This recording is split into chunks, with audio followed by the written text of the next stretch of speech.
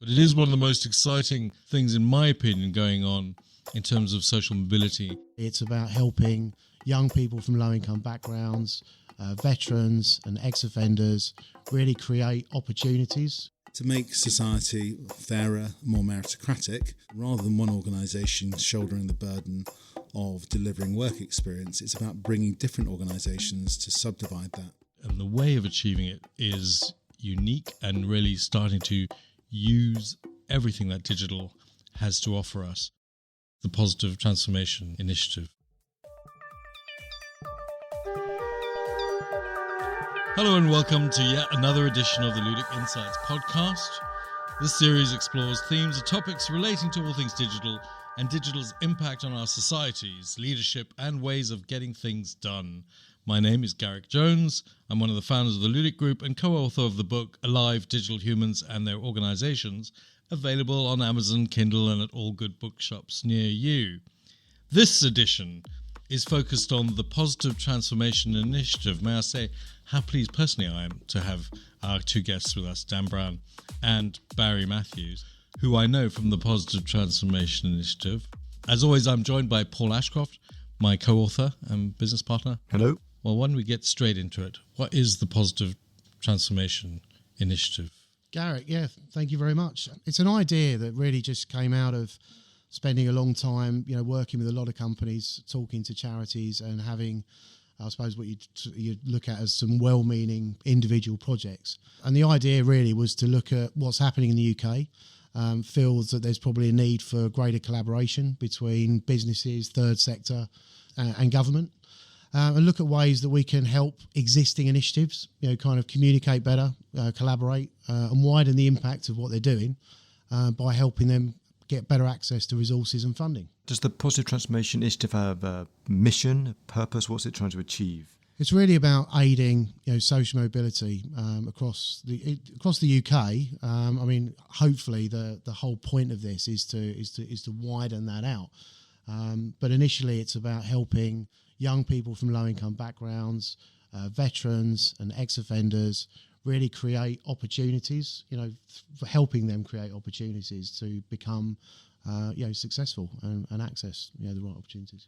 Barry, you're part of the Positive Transformation Initiative, been there right from the beginning, but you're also the CEO of the Social Mobility Business Partnership. How does it work, the relationship between those organisations? Thank you, Garrick, and thank you for inviting us today, Paul and Garrick. How it fits in is that the charity I founded in 2018 was based on this concept of partnership and collaboration, and that no one organisation owns the issue of social mobility. And so having being invited to Dan's launch dinner in January of this year, it dawned upon me that what Dan was trying to achieve was the macro version of what I was trying to achieve in relation to students from low-income backgrounds, which was to make society fairer, more meritocratic, through enabling organisations to better collaborate. So, for example, the SMBP, the way in which it works is that rather than one organisation shouldering the burden of delivering work experience, it's about bringing different organisations to subdivide that responsibility to make the step-on point much easier. So we have 4 organisations in a cluster, each providing a day's worth of content, business-focused games for the students, and then the 5th day as a professional sports club learning about resilience. And the beauty of that is that when we've been recruiting organisations to the partnership, the simple sell is it's the cost of some sandwiches for 30 students and the time it takes to create some content for the day. And beyond that, we will do the rest. We will find the students in the first instance. We will pay the travel expenses of those students, and then we'll provide the aftercare through a coaching platform. And we can only do all of this because the 130 or so organisations involved consist of 600 volunteers in aggregate, and those volunteers make the difference. And the beauty of it all is that it is a true partnership. No one organisation lays claim to it, and we're looking to create this baton pass mentality in addressing the issue of social mobility. And that's what drew me towards PTI, because PTI is all about expanding upon that principle and taking it to other groups beyond young people from disadvantaged backgrounds, to looking at reintegration as a wider concept when it comes to those coming out the forces, and equally those who are coming out of prison. And ultimately, for all of us, this is very important for the fabric of society in terms of ensuring these people are properly integrated and people feel that society's fair. That's amazing. I have been unbelievably impressed by how fast this initiative is scaling. Certainly going fast. It's astonishing. But then there's something about how you're doing it, Dan. There's something about it's not trying to start from scratch. You're standing on the shoulders of giants. You're acknowledging vast numbers of small groups around the entire country who are already doing this work and who will benefit from sharing knowledge, being together, and the resources that are available to a much larger representation. And you're bringing them together using digital means. I mean, that is, I mean, it's not rocket science, but it just makes sense. How did you get to this point? I'm glad it's not rocket science, because otherwise I wouldn't be doing it. Ultimately, it's quite a simple concept, but it's something that, my career, I was spending sales. I did a lot of, connecting the dots, and it always served, a great purpose to me. And it was just when I wanted to do something that was a bit more, had a lot more of a social impact. It just, what do you do well? Well, you connect people together.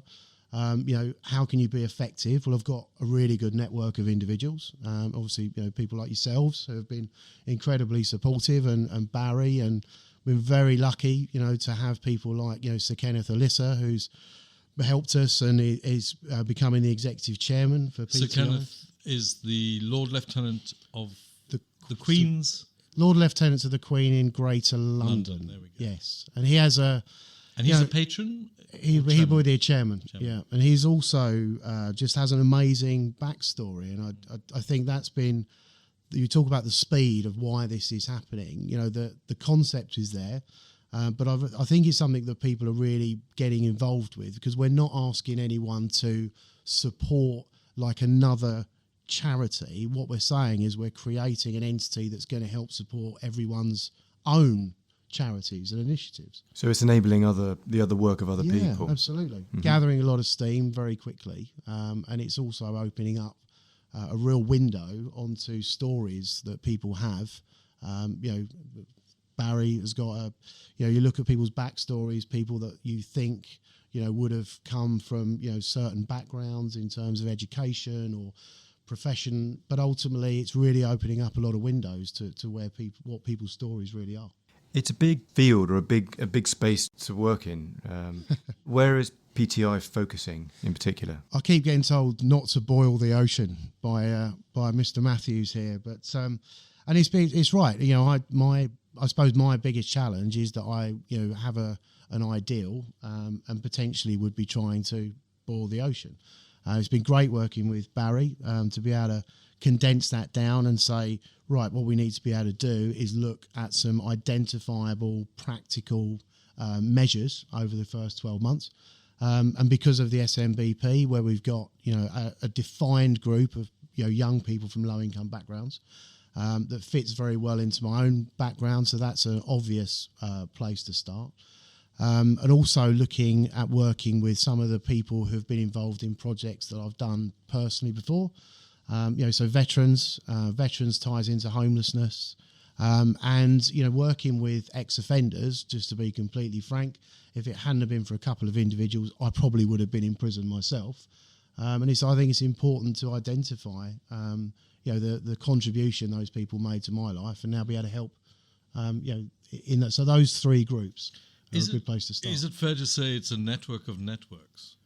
Yeah, that's absolutely what it is. It's entirely about people opening up their networks and widening impact through connecting the dots.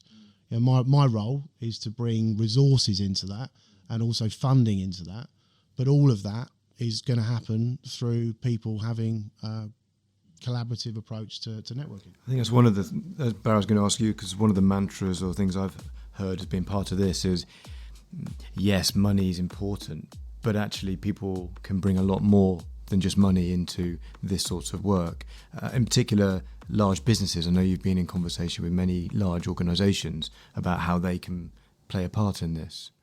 Sure. I think I've been asked what's my elevator pitch on PTI, and I think for me it's It's a social purpose VC fund which provides primarily resource.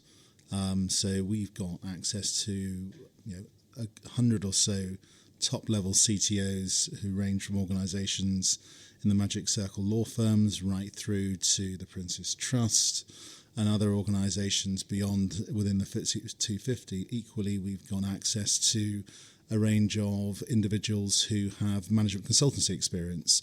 And so we can go into charities, or actually more importantly, social issues that affect the three groups that Dan mentioned, and do what we do best in business is look to see what's the optimal delivery model for solving the problems that these people face, but utilising the skills that we use in our day-to-day lives when we're working for major corporates. And for me, that's the most attractive thing about PTI, is that I've always said for a long time, the third sector doesn't necessarily need to be inefficient. It's just a case of applying the same business principles as you'd apply in a FTSE 100, say like at ITV, as I do in terms of the operational views I conduct there. So where Dan's come at it, he's got a huge contact book and a huge number of people who've got a huge amount of goodwill wanting to do something, and PCI is providing a structure for them to channel it in. Mm-hmm. There's been a lot of activity. What are some of the highlights of things that have happened so far? Just to pick up on the point Barry made about the resources, a big part of this is a central resources platform. So talking to organisations about, put the things they have available to their employees, training, skills, time, resources, and putting that into a central place. And so a big part of that is, frankly, yourselves, Paul and Garrick, being able to work with us, to support us in the providing a technology platform, digital platform that we can start to work on to provide the infrastructure to do these things. It's all well and good coming up with an idea and having a vision for something. It's quite something else to implement it. So working with you, that's been great. We've got a number of projects that we're working around, prisons and reoffending. We've got some entry to work research programs that are very, very practical in their outcomes. As I say, the building of the digital resources piece, the building and creation of all of the online resources and media. We've already run several events to help bring a really inclusive group of people together, young people, veterans, ex-offenders, business people at all levels. I think one of the things I'd add to that is that the level of complexity of the collaborations that Dan's bringing together, which haven't been done before because a lot of these organisations have been passing ships in the night. So we've got one project, as Dan said, around reoffending, which brings together between 4 and 5 different charities, all focused on the same thing, which is reducing recidivism, but doing it in a different way. So bringing them together in itself, in terms of actually identifying a joined-up solution, requires a place where we can fuse those ideas and also keep track of them. So that's why Smart Lab's been so bloody brilliant, in all honesty, because we need to ensure that everybody understands what the common narrative is, but accepting the complexity of different strands coming together and being able to easily dissect who does what and when, in the same way as we'd be planning any kind of project management within the business when it comes to operational change. And that's effectively what we're instigating here, is operational change, but in the third sector.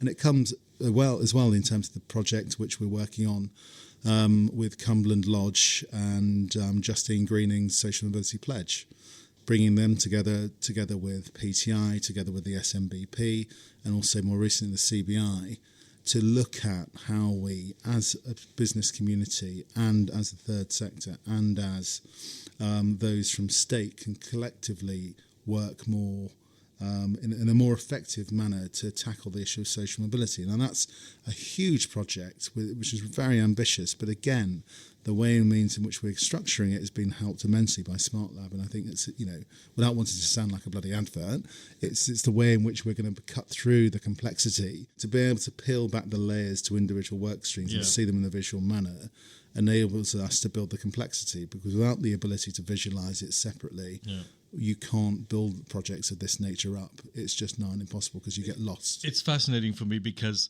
our country has a history of doing this kind of thing way back to the Victorians. And, you think about Sidney and Beatrice Webb and H.G. Wells, and our country has an amazing social history of how you create the future and how you create inclusivity. We seem to have forgotten that recently, but we're coming back to it, and it's sort of coming from within areas that may not have been there before. The thing that's fascinating to me, you had the social map that's still at the London School of Economics, where they looked at the poverty map of London and saw how wealthy people were living right next to abject poverty, when London was the gilded capital of the world, the height of empire. And that shocked so many people. It got a movement happening, which really started a social mobility movement in this country. Is that the Booth study? Yeah, the Booth study, yeah. Amazing, absolutely incredible. Today, I mean, visualization, visual tools are still useful because we visualize and we, move from a kind of fuzzy dream to something that's very specific as we bring it down into reality. The interesting thing was what we're able to do with digital these days. What does digital give us that we may not have been able to do before, that we can tap into? We have a great group of people who have come together that are really helping with this. And the digital side, I mentioned a minute ago about this sort of entry to work framework research program that's being looked at. And Barry's had a great idea as part of that, which is to utilise digital resources to create. I'll let you explain it because you'll do a better job than me. But to create a heat map of the UK, which is effectively the digital version of what you were talking about here. Part of the thought leadership piece that we are doing in partnership with, as I said, Cumberland Lodge, the Social Mobility Pledge led by Justine Greening and the CBI, focuses on identifying how state, business and third sector can proactively collaborate to address the issues that mount a challenge to individuals from low socioeconomic backgrounds in terms of progressing through life and their careers. One of the things that we've noticed with the SMBP, we went from 20 students in London in 2014. We now deliver work experience placements with partners to over 500 in 2019. It's a franchise model. And when you get out to towns and cities which are not the major conurbations in the UK, there's a challenge because you've got businesses spread left, right and centre. Students don't necessarily live conveniently within the city centre. So there's lots of complexities of pulling that together. And as a consequence, there aren't as many opportunities for those students within those areas. So I think it's just logistics you're talking about. It's a lot. A student might have to travel an hour or 2 hours. Well, exactly. So, a classic example being, in terms of going by train from Hastings to Brighton, will take you an hour and 20 minutes. Equally, if you're in the middle of Derbyshire trying to get into Sheffield, again will take you an hour and 20 minutes. It kind of inhibits the ability for these students to engage with businesses easily. So, and industrial parks are always on the outside and difficult to get to without cars. I mean, there's lots of things which you wouldn't think about if you were simply engaging in delivering social mobility schemes in London, because everybody's conveniently aggregated from a business sense in 2 square miles. The students are used to travelling on the tube, and the tube exists, and it's a cheap form of transport. So when it comes to looking at issues for the UK, when it comes to social mobility or any social issue, you've got to have a UK-wide attitude, and you've got to go local, and you've got to deliver things through local organisations.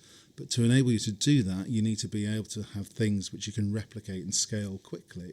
Toolkits. And, in best practice, because ultimately the answer doesn't lie with organisations based in one city. They'll be based all around the UK, and it's about surfacing those and identifying how you can take the lessons, say, in the southwest and apply them into the northeast, and vice versa. So the big piece of work that we'll be doing... Without falling out over football. Well, there is teams. that. Well, I mean, that's a really interesting point in terms of the SMBP about Please identifying do not sports teams. On football teams. You can take the boy out of the estates. So the heat map is born out of a piece of work that was done by the Social Mobility Commission and the DFE a few years back in identifying where social mobility cold spots existed in and the it's UK. interesting because it is an online heat map, Yes. isn't it? Which is interactive in some way. Absolutely. And there's a number of measures to identify whether or not something's a social mobility cold spot.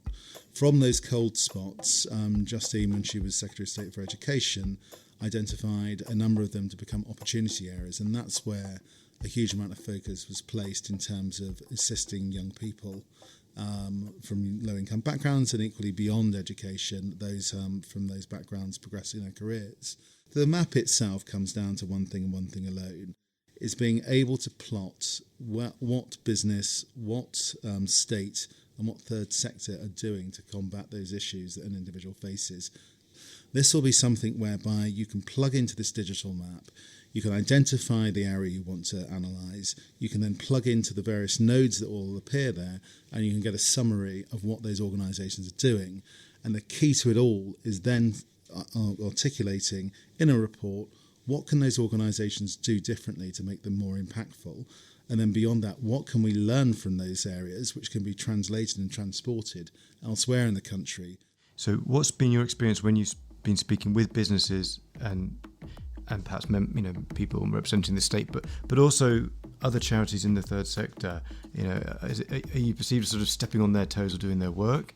What's been the reaction to how they've been involved? It's different. I mean, it's this whole thing for me. I mean, just to summarise it very quickly, is all for me is about helping people create sort of accelerated paths to opportunity, and so collaboration is a massive part of that. And just to be frank and brutal, there isn't a lot of collaboration in and amongst charities. It's so bad the way it's set up in terms of you're given funding, then it's restricted. You can only use it for certain things. So a lot of charities are trying to find unrestricted funding. But then the balance is all wrong because they find then, let's say, for example, PTI comes in and gives them some unrestricted funding. If you get too much unrestricted funding, they take away your restricted funding. And it's crazy, and it's a diminishing pot of money. And that's why there's no collaboration. And so if we can in some way help lower the amount of money people need by providing resources and aid and facilitate by providing a level of funding, it's to aid collaboration and communication. And by resources, I'm hearing you say it's not just money, not just providing money, but to Barry's point earlier, what businesses and other organisations can provide is expertise. Yeah. Expertise, facilities, contacts, connections. Yeah, I mean, it's there's so many. If you think about an organisation and all the things that are delivered to their employees in terms of training, in terms of resources, all of these resources. But it could be, it could be online training development. It could be meeting rooms. It can be people that have incredibly, very, very well qualified people. And again, I'm not taking away from the work that people do if they go out and do community work. But why have someone with qualifications in legal or accountancy painting a fence? When frankly they can be doing legal and accountancy and dropping 20 grand off the bottom line requirement of a small charity. Or mentoring a young person trying to get into that work. I always think of, I think something you said both when we had a conversation, which I then had a conversation with a cab driver about how he was a cab driver, but before that, he'd been an artist, and he still thinks of himself as an artist. But he says when he didn't come from a wealthy or middle class background, he came from a working class background, and he said to become an artist was kind of counter to everything that he'd been brought up to know. And he remembers the first time he went into the Tate, and he said he was sweating, and it was a very stressful experience because galleries were for rich people, and he had to get over that. We then had a conversation about young people who don't come from middle-class backgrounds or who may not have had any access to a city office or an office of any sort or shopkeeping. They've never had any experience going into those kinds of environments. And we forget that those kinds of experiences are things that empower young people and make them feel it's their right. And how do we enable that to happen so that people can move their way through society freely, unencumbered by the... There's a huge value to that. in terms of, it's this unmeasured value where people think of everything in terms of a financial value, how much money can we get, which is fine. But, there is a huge value to having a network and networks on networks that can provide access to offices and experiences and just generally levelling the playing field. Again, I mean, Barry's, you're well placed to talk about this because this is something from your own, background that we've spoken about quite a lot. So the first office that I went into was the offices of Hogan Lovells on Holborn Viaduct when I was applying for my training contract. And it was incredibly daunting because I'd never ever been in an office. I mean, it was space age and computers on the desk. I mean, the only place of work that I'd been in is my dad, and he was a mechanic. You're on the back foot already. And it's one of the things which was one of the unintended benefits of the SMBP. The model was born out of necessity in the sense that we couldn't, as a group of lawyers with an ITV, organise a week on our own or get the project management support from our internal support framework for legitimate reasons, because we were only a small number of people within a larger organisation. But the benefit of actually subdividing responsibility is that students got to go into 5 different organisations in the space of a week. And then slowly but surely you saw during the week that they became desensitised to their environment. My daughter obviously my eldest daughter who's now at university, has a very different view of the world than I had at her age. And I wouldn't even say she's arrogant or even entitled. What she is that's her norm. And that's the thing that differs from me and her, actually, in all honesty, is that she has this sense of belonging, because why wouldn't she feel a sense of belonging? Because that's been her world from the day one of her life. And so, I think we need to level up. I don't believe that you replace one prejudice with another. I think at the end of the day, kids who go to private schools and public schools should be able to feel that they're not excluded from a meritocratic and fair society. They're definitely included. So this is about levelling up. We used to talk about the glass ceiling. As you're going up and up in organisations, you reach a glass ceiling. Maybe we've created glass buildings now, which are creating the same thing for young people who are not familiar with that type of work and those types of organisations. But I think one of the biggest issues that corporate Britain faces is the step-on point. I mean, I think in terms of assisting individuals from low-income backgrounds, or even working with other groups such as the veterans and those individuals who are coming out of prison, there's a lot of people out there who want to do something to improve the fabric of society, to make it fairer, make it more inclusive and reintegrate people. Because I don't think we talk about rehabilitation anymore. I think it's about reintegration. It's about ensuring that we're having a grown-up conversation about the best means of ensuring that people don't commit offences, because the costs to the public purse is huge. 14 billion, I think, was the last estimate. How do you allow people meritocratically to come into a system which has very high standards and is expecting people to perform at those levels without it being a closed society? Well, I think you start from the premise that we're not looking for a special favour. What we're trying to do is provide a balancing act in terms of ensuring that those people who aren't born with the feeling of belonging can have that substituted for experiences that we can create for them. And equally, it's about ensuring, from an academic point of view, I look at my children. We live in Kent. They don't go to selective schools in the sense that we're not paying fees, but the house prices in our area effectively close off the grammar schools in and around our area to those who are from low income. So effectively, they are quasi-private schools. So whatever we can do, and I accept that, in a class size of 8 or 12 that my daughter finds herself in at A-level, whereas my A-level class was 33 for each of my 3 A-levels, it's going to be a different experience. And so you're trying to counterweight the differential in the academic experience and counterweight the social capital that an individual from, my daughter's circumstances, to put them closer to the start line. You're not going to achieve par on par, I think. I mean, I think that's a utopia you should strive for, but that's what you're trying to push for. That then actually those two individuals, irrespective of their starting point in life, can be fairly assessed based on their attributes and their ability, not on the lack of confidence they possess because they don't feel that they belong in our world as it stands today, nor have they been inhibited through not having the same class of education. It gives me so much hope I'm talking to you guys because, you know, I've said this to you before. I mean, the thing that really drew me to what you're doing is I started having the conversations again that I like to have and want to be a part of in this country. There's been so much negative press recently, and the focus is so exclusive and racist and the rest of it. It's disheartening.